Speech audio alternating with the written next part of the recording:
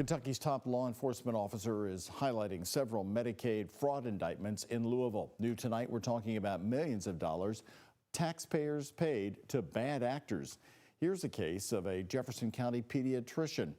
Dr. Christian Burkan is accused of writing prescriptions under the names of employees and their children. U.S. Attorney Kyle Baumgartner says that they would pick up those prescriptions for himself and then send the bill to Medicaid. Isaiah Kim Martinez has more on the fraud crackdown with marching orders coming from the Trump administration.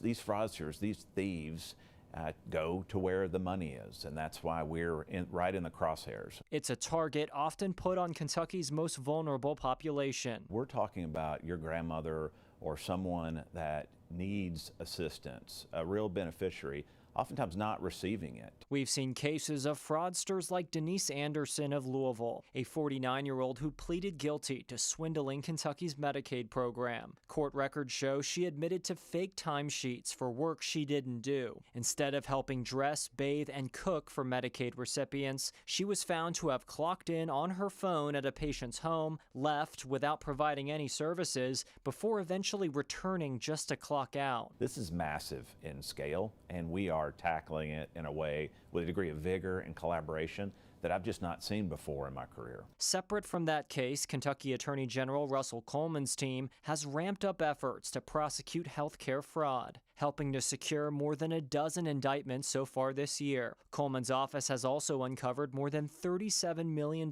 in taxpayer money paid to bad actors, who at times work in the very places deemed trustworthy. Many of those that we're prosecuting and bringing to justice are physicians, they're nurses, they're providers. Coleman, a Republican, is a former federal prosecutor. He was just at the White House weeks ago to meet with Vice President J.D. Vance. Along with other GOP attorneys general, they reportedly discussed the administration's new task force aimed at putting more resources toward the crackdown on fraud. The Vice President identified approximately $300 million in a grant program that the Department of Justice has stood up to provide prosecutors. Kentucky is one of the states relying most heavily on federal entitlement programs like Medicaid, meaning each dollar stolen, as Coleman puts it, means that much more. The Republican focus on fraud and abuse comes as many Democrats sound the alarm over cutbacks to Medicaid funding and expanded work requirements they argue will leave needy Kentuckians without health care coverage.